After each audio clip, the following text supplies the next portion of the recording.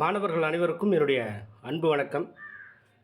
இன்றைக்கி நாம் doctor PR 2.0 test batch, அதாவது டிஎன்பிஎஸ்சி குரூப் 4 2026 இந்த ஆன்லைன் ஃப்ரீ டெஸ்ட் பேட்சினுடைய முதல் டெஸ்ட்டை இன்றைக்கி பார்க்க போகிறோம். இன்றைக்கி ஈவினிங் 6 மணிக்கு இந்த டெஸ்ட் பேட்சில் ஜாயின் பண்ண அத்தனை மாணவர்களும் வாட்ஸ்அப் குரூப்பில் 6 மணிக்கு கொஸ்டின் பேப்பர் வரும். 6 மணிலேருந்து நீங்கள் எக்ஸாம் எழுதலாம். ஸோ இந்த எக்ஸாம் எப்படி நடக்க போகுது, சில பேர் கேட்டிருந்தாங்க, சார் எப்படி நடக்கும், எப்படி எழுதுறது, ஓஎம்ஆரில் என்ன பண்ணுறது, ஓஎம்ஆரில் எழுதணுமா, இல்லை எதுனா ஆப் இருக்கா, இல்லை எழுதுனதுக்கப்புறம் என்ன பண்ணுறது அப்படின்னு பல கேள்விகள் இருக்குது. ஸோ இருந்தாலும் இந்த ஒரு வீடியோ ஒரு சின்ன வீடியோ தான். நம்மளுடைய மாணவர்கள் அத்தனை பேருமே இந்த வீடியோ முழுமையாக பாருங்கள். நம்ம எப்படி டெஸ்ட்டு எழுதணும்னு சொல்கிறேன், என்னென்ன ஃபாலோ பண்ணணும்னு சொல்கிறேன். கண்டிப்பாக அதன்படி நீங்கள் ஃபாலோ பண்ணிகிட்டே வாங்க ஒவ்வொரு டெஸ்ட்டும்.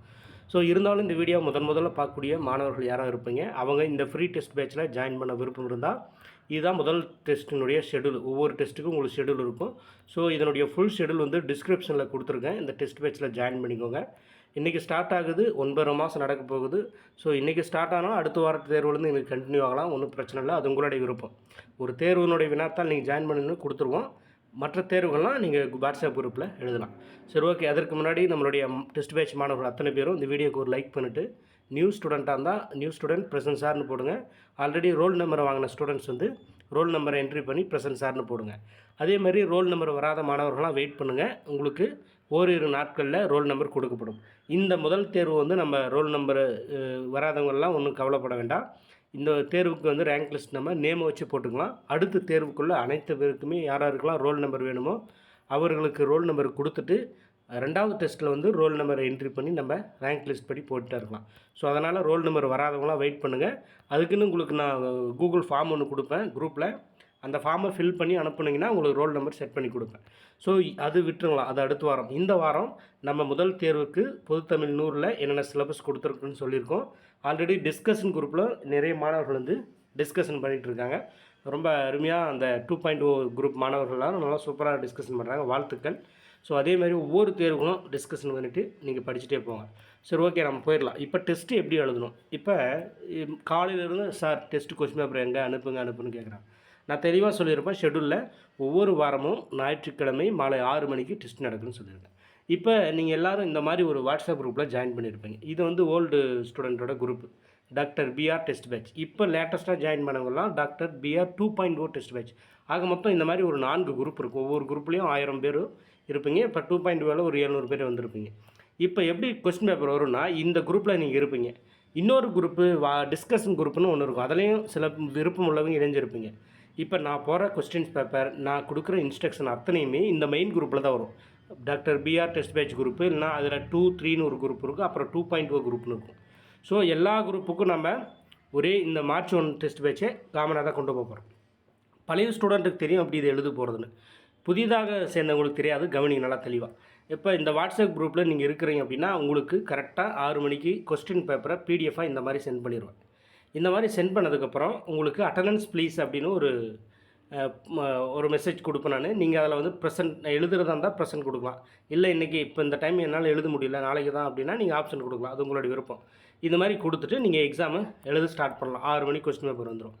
இப்போ ஒரு கேள்வி வரும், சார் 6 மணிக்கு அனுப்புகிறீங்க, என்னால் வேலை இருக்குது சார், எனக்கு பிஸி, எனக்கு வீட்டில் வேலை இருக்குது, நான் ஒர்க் பண்ணுறேன், ஸோ நிறைய ரீசன் சொல்லுவாங்க. இந்த 6 மணிக்கு டெஸ்ட்டுன்றது வந்து கம்பல்சரி நீங்கள் இந்த டைமே எழுதணும் அப்படின்னு கிடையாது.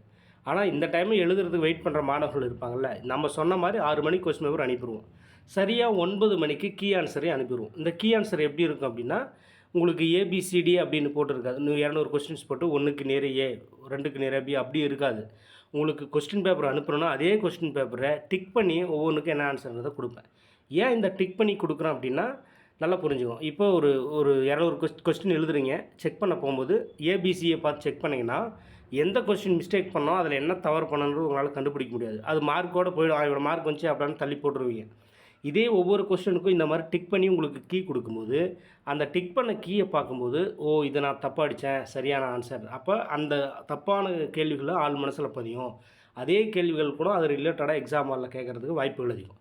அதனால தான் உங்களுக்காக சிரமப்பட்டு தான் ஒவ்வொரு கொஸ்டின்ஸ்க்கும் டிக் பண்ணி கொடுக்க போகிறேன். ஸோ அப்போ 6 மணிக்கு கொஸ்டின் பேப்பர் வந்துடும். அப்புறம் அட்டண்டன்ஸை நீங்கள் பதிவு செய்யுங்க. அதுக்கப்புறம் கீ ஆன்சர் 9 மணிக்கு வந்துடும். வந்ததுக்கப்புறம் நீங்கள் ஆன்சர் கீயை செக் பண்ணணும். செக் பண்ணி எவ்வளோ மார்க் டோட்டல் அப்படின்னு போட்டு ஆன்சர் ஷீட்டை ரெடியாக வச்சுருங்க. அவ்வளோதான். எக்ஸாம் எழுதி முடிச்சிட்டிங்க, மார்க் எவ்வளோன்னு தெரிஞ்சுக்கிட்டீங்க. வெயிட் பண்ணுங்கள். அதுக்கப்புறம் என்ன பண்ணுங்கள், அதுக்கப்புறம் நான் வந்து உங்களுக்கு என்ன பண்ணுவேன், கூகுள் ஃபார்ம் கொடுப்பேன் ரேங்க் லிஸ்ட்டுக்காக. ஸோ அதுக்கு முன்னாடி ஒரு சின்ன இன்ஸ்ட்ரக்ஷன். இப்போ இந்த டெஸ்ட் எழுதுறீங்கன்னு வச்சுக்கோங்க. ஒவ்வொரு டெஸ்ட்டுக்கும் சரியாக 3 மணி நேரம் டைம் கொடுக்குறேன். இப்போ 6 மணிக்கு ஒருத்தர் எழுதலாம். அப்போ 6 மணிக்கு எழுதுகிறவங்க சரியாக 9 மணிக்கு முடிச்சிடணும். 6 மணிலேருந்து 7 மணி வரை எழுதுறது, அப்புறமேட்டுக்க விட்டுட்டு ஏதோ வேலையை பார்த்துட்டு அப்புறம் 10 மணிக்கு பேலன்ஸாக ஸ்டார்ட் பண்ணுறது, அந்த மாதிரி இருக்கக்கூடாது. இப்போ 6 மணிக்கு எழுதுறீங்கன்னா சரியாக 3 மணி நேரம் ஃபிக்ஸ் பண்ணி 9க்கு க்ளோஸ் பண்ணுங்கள். அந்த 3 மணி நேரத்தில் இந்த 200 கேள்விகளை எந்த அளவுக்கு நீங்கள் ஹேண்டில் பண்ணுறீங்க. நாம் டெஸ்ட் பேட்சில் இருக்கக்கூடிய 200 கேள்விகளை எவ்வளோ நேரத்தில் நீங்கள் முடிக்கிறீங்க, உங்களுக்கு டைம் பத்துதா பத்தலையா அப்படின்றது நீங்கள் உங்களை பரிசோதனை செய்யணும். 10 கொஸ்டின் எழுதுறது, அப்புறம் வேலையை பார்க்குறது. போய் எக்ஸாம் ஹாலில் நீங்கள் எப்படி எழுதுவீங்க? ஒரு டிஎன்பிசி ப்ராப்பரான எக்ஸாம் நடக்குது. அங்கே போய் நம்ம எப்படி எழுதுவோம்? சரியாக நம்மளை 3 மணி நேரம் டைம்னா அந்த 3 மணி நேரத்துக்கு வெளியே தண்ணி குடி கூட விட மாட்டாங்க. உங்களுக்கே நல்லா தெரியும். அந்த அளவுக்கு ஸ்ட்ரிக்டாக இருக்கும். அப்போ தான் அந்த 3 மணி நேரம் ஃபோக்கஸ் வந்து அந்த எக்ஸாம் மேலே இருக்கும். அப்போ அந்த மாதிரி தான் ஒவ்வொரு தேர்வு நீங்கள் வாரமெல்லாம் படிங்க, டிஸ்கஷன் பண்ணுங்கள், என்ன வேணாலும் பண்ணுங்கள். ஆனால் வாரத்தில் ஏதாவது ஒரு நாள், இந்த கடைசி இந்த ஞாயிற்றுக்கிழமை இல்லை திங்கட்கிழமை நீங்கள் எந்த டைம்னாலும் எடுத்துங்க. இந்த ஒவ்வொரு வார கொஸ்டின்ஸை ஏதாவது ஒரு 3 மணி நேரம். இப்போ சில பேருக்கு ஞாயிற்றுக்கிழமை ஃப்ரீயாக இருக்க எழுதலாம், சில பேருக்கு ஞாயிற்றுக்கிழமை தான் பிஸியாக இருக்கும் எழுத முடியாது, அவங்க திங்கட்கிழமை எழுதலாம். நான் யாரையுமே இந்த டைம் தான் எழுதணும் அந்த டைம் தான் எழுதணும் அப்படின்னு ரூல்ஸ் எல்லாம் கிடையாது.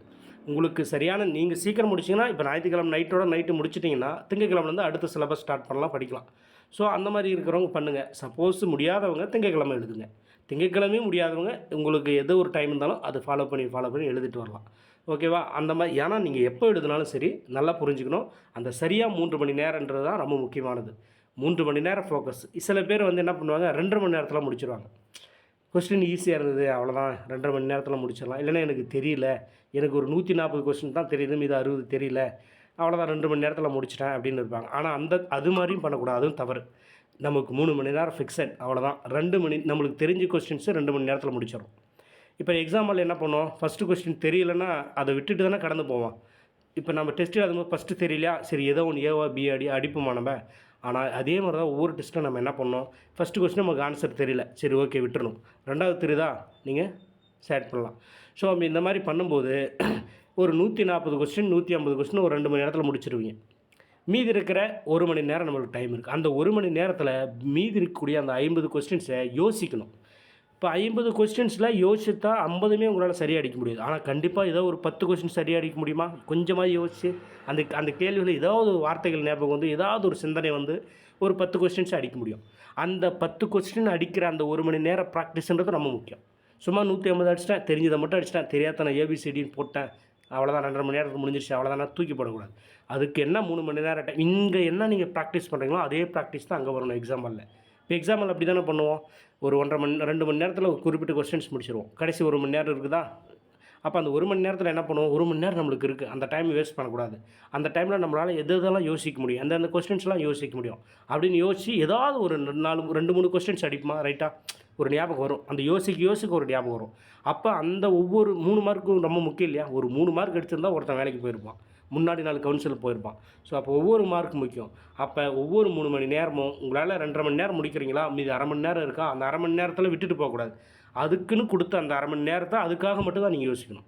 அப்போ அந்த முடிவு வரை எவ்வளோ யோசிக்க முடியும் பார்த்து ட்ரை பண்ணி அந்த 3 மணி நேரம் எக்ஸாமை எழுதுகிற அந்த பழக்கத்தை வச்சுக்கணும். இதுதான் ரொம்ப ரொம்ப நல்ல பழக்கம். இந்த பழக்கம் தான் அப்படியே ஒவ்வொரு வாரமும் வரும், சூப்பராக இருக்கும். சப்போஸ் சில பேர் 3 மணி நேரம் பத்தாது, 200 கேள்விக்கு எனக்கு சார் 3 மணி நேரம் பத்தலை சார் அப்படின்னா அப்போ உங்கள் மேலே மிஸ்டேக் இருக்குது.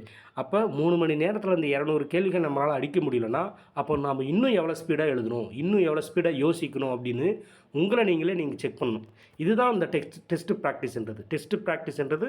இந்த டைம் மேனேஜ்மெண்ட்டை கற்றுக்கணும், அதேமாதிரி அந்த யோசிக்கிற திறனை கற்றுக்கணும், ஒரு பதட்டம் இல்லாத அந்த ஒரு அனுபவத்தை கற்றுக்கணும், எல்லாமே இருக்கும். ஏன்னா இந்த ஓஎம்ஆரில் தான் அங்கே நம்ம எழுத போகிறோம். இந்த ஓஎம்ஆரில் எப்படி வாரம் டெஸ்ட் எழுதுறோமோ அதுதான். அதை விட்டுட்டு ஓஎம்ஆர் போகிறதுக்கு சங்கடப்பட்டுன்னு ஒயிட் ஷீட்டில் எழுதுவாங்க. ஓஎம்ஆர் ஏதோ ஒரு டெஸ்ட் 2 டெஸ்ட்டு இது பண்ணலாம். ஸோ சப்போஸ் இந்த ஃபஸ்ட் டெஸ்ட்டு ஓஎம்ஆர் இல்லை, ஒயிட் ஷீட்டில் ஏபிசிடி போட்டு எழுதலாம். எல்லா டெஸ்ட்டுமே அப்படி எழுதுனா நீங்கள் எழுதுறது யூஸ் இல்லை, வேஸ்ட்டு.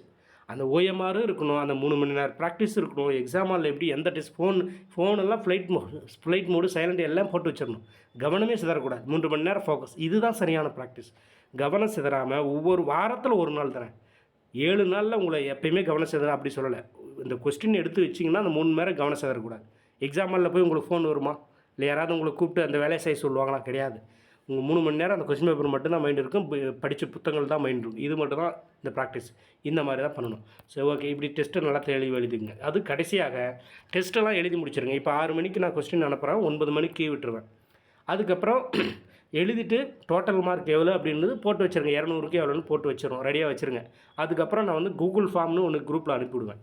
அந்த குரூப்பில் அனுப்பிவிடும்போது நீங்கள் அதை ஃபில் பண்ணணும். யாரெல்லாம் டெஸ்ட் அட்டன் பண்ணீங்களோ டோட்டல் மார்க்கு கால்குலேட் பண்ணி இப்போ 200 கொஸ்டின்ஸ் பார்த்துட்டு எவ்வளோன்னு ரைட் பண்ணி 200க்கு இவ்வளோ வருதுன்னு நீங்கள் போட்டு வச்சுருங்க.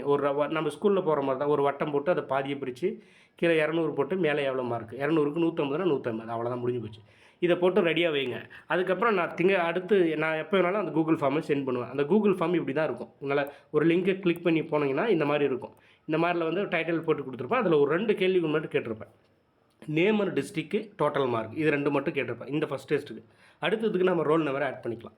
இப்போ இந்த நேம் அண்ட் டிஸ்ட்ரிக்ட், டோட்டல் மார்க்கை தான் நிறைய மிஸ்டேக் பண்ணுவாங்க. எப்படின்னா நம்ம ஒன்று சொல்லுவோம், ஆனால் அதுக்கு எதிராக வேறு மாதிரி ஏதாவது ஃபில் பண்ணி கொடுப்பாங்க. நான் சொல்கிற மாதிரி மெத்தடில் தான் கரெக்டாக ஃபில் பண்ணணும். இப்போ ஃபார் எக்ஸாம்பிள் நேம்னு டிஸ்ட்ரிக்ட் இருக்குன்னு வச்சுங்க. இப்போ இதில் நான் ஃபில் பண்ணணும். எப்படி ஃபில் பண்ணணும்? இப்போ நான் என் பேரை ஃபில் பண்ணுறேன் அப்படின்னா நேம் எப்படி பண்ணால், என் பேர் விக்னேஷ்னு வச்சுங்க. முதல் லெட்டர் கேபிட்டல் லெட்டர் விக்னேஷ், அதுக்கப்புறம் எல்லாமே ஸ்மால் லெட்டரில் போட்டுரும். இப்போ விக்னேஷ்னு போட்டேன், இதான் என்னுடைய. அப்புறம் ஒரு ஃபுல் ஸ்டாப் வச்சு இனிஷியல், எனக்கு இனிஷியல் எம்னா எம்மு கேப்லாக்.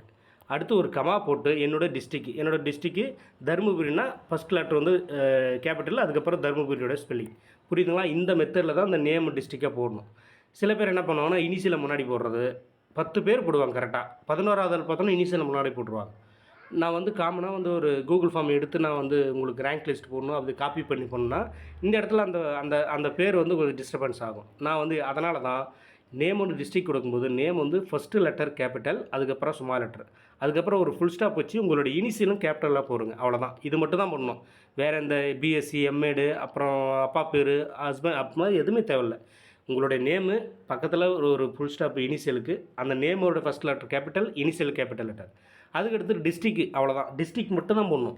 நீங்கள் அதில் போய்ட்டு ஒரு வேளை இல்லைன்னா டிஸ்ட்ரிக்கு பக்கத்தில் ஒரு கமா போட்டு தாலுக்கா போடலாம், ஒன்றும் பிரச்சனை இல்லை. அப்போ டிஸ்ட்ரிக் தருமபுரினா டிஹெச், அடுத்தது கோயம்புத்தூர்னா சி, அப்போ எல்லாமே கேப்ஸ் லெட்டர் ஃபஸ்ட் லெட்டர் மட்டும். அவ்வளோ, இதை ஃபில் பண்ணிடுங்க. அடுத்ததாக கீழே வந்து டோட்டல் மார்க்குன்னு இருக்குது. இப்போ டோட்டல் மார்க்குனால் நீங்கள் ஒன்றும் இல்லை. இப்போ நான் 200 கொஸ்டின்ஸ் எழுதுகிறேன், எனக்கு வந்து 160 மார்க் வருதுன்னா இதில் வந்து இந்த இடத்துல நான் 160ன்னு மட்டும் தான் போடணும், வேறு எதுவுமே போடக்கூடாது. உடனே இந்த 160/200 அப்படின்னு போடுறது, அப்புறம் வந்து 160 300 கன்வெர்ட் பண்ணிடுறது. இப்போ 160 × 1.5 போட்டு அதோட மார்க் அப்படி 230 அப்படிலாம் போடுவாங்க. அந்த மாதிரிலாம் போடக்கூடாது. இது ஒரு இதுக்கு சொல்கிறேன். டோட்டல் மார்க் அப்படின்ற ஒரு இடத்துல நீங்கள் என்ன பண்ணணும், 200 கொஸ்டின்ஸுக்கு நான் 110 தான் அடித்தேன் அப்படின்னா இந்த இடத்துல என்ன பண்ணணும், 110 அப்படின்னு போடணும். அவ்வளோதான், முடிஞ்சு. 150 எழுதுனீங்கன்னா 150, கரெக்டுனா 150, அவ்வளோதான். இதை மட்டும் தான் போடணும், வேறு எந்த எக்ஸ்ட்ரா எதுவும் போடக்கூடாது. நல்லா புரிஞ்சுக்கணும். இந்த name first letter capital, small letter, அதுக்கப்புறம் ஃபுல் ஸ்டாப்பு, அப்புறம் கேபிட்டலில் இனிஷியல், அப்புறம் கமா போட்டு டிஸ்ட்ரிக்கு. அதே மாதிரி டோட்டல் மார்க்கில் 200க்கு எவ்வளோ எடுக்கிறீங்க, அவ்வளோதான். இதை மட்டும் தான் போடணும். ஸோ இதை போட்டு நீங்கள் சென்ட் பண்ணிட்டீங்க அப்படின்னா அதை நான் பார்த்து உங்களுக்கு அந்த எம்எஸ் வேர்டு எக்ஸலில் வந்து க்ரியேட் பண்ணி ரேங்க் லிஸ்ட்டு வெளியிட்ருவேன். ஏன் அந்த ரேங்க் லிஸ்ட் போடுறோம்? சில பேர் கூச்சப்பட்டு மார்க் அனுப்ப மாட்டாங்க. இப்போ நாம் உங்கள் குரூப்பில் ஒரு 800 பேர் இருக்கீங்க. அந்த 800 பேரில் நீங்கள் எத்தனாவது இடத்துல இருக்குன்னு நீங்கள் தெரியுங்கள. அப்போ தானே நீங்கள் படிக்கிறது எந்த அளவுக்கு படிச்சிருக்குன்ற நம்மளுக்கு ஒரு மைண்ட் செட் வரும்.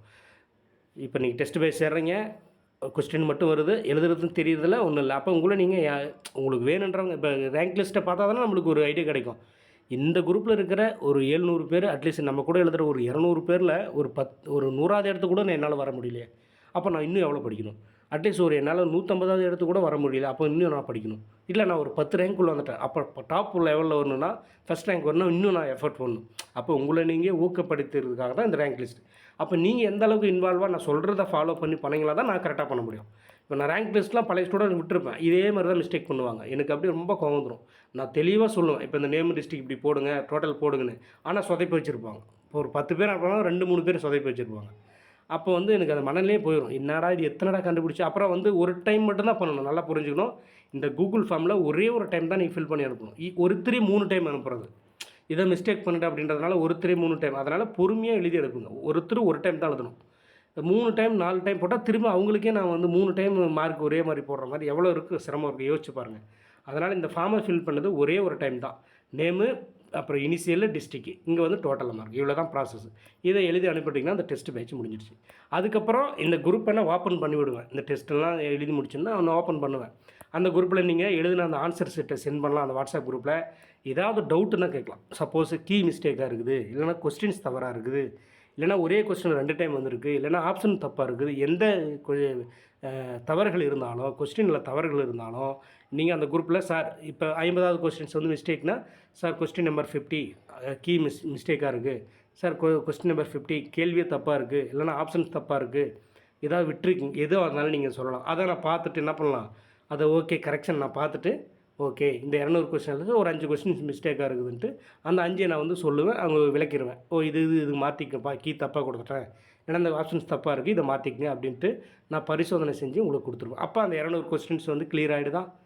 அவ்வளோதான். இதுதான் இந்த ப்ராசஸ். இப்படி தான் டெஸ்ட் எழுத போகிறோம். இது நல்லா தெளிவாக பார்த்துங்க. ஒவ்வொரு டெஸ்ட்டும் இந்த ப்ராசஸ் தான் நடக்கும். அதனால் தொடர்ந்து சிறப்பாக எழுதுங்க. இந்த தேர்வில் சரியாக எழுத முடியல, நான் ஒழுங்காக படிக்கலான்றவங்க வருத்தப்படாதீங்க. இந்த டெஸ்ட் இன்றைக்கி முடிஞ்சிருச்சா, அடுத்த தேர்வுக்கு ஸ்டார்ட் ஆகுங்க. கிடைக்கக்கூடிய சின்ன சின்ன கேப்பில் அந்த ஃபஸ்ட் டெஸ்ட்டில் பேலன்ஸ் முடிக்காத படித்து அட்டன் பண்ணிக்கங்க. ஓகே, வாழ்த்துக்கள். ஒவ்வொருவரும் சிறப்பாக ஒவ்வொரு தேர்வுகளும் எழுதி கண்டிப்பாக ஒரு அரசு அதிகாரத்திற்கு போகணும் அப்படின்றத கேட்டுக்கிறேன். நியூ ஸ்டூடெண்ட்ஸ் எல்லாம் ஜாயின் பண்ண நினைக்கிறவங்க டிஸ்கிரிப்ஷனில் டீட்டெயில்ஸ் இருக்கும், பார்த்துட்டு இந்த டெஸ்ட் பேட்சில் ஜாயின் பண்ணிக்கோங்க. நன்றி, வணக்கம்.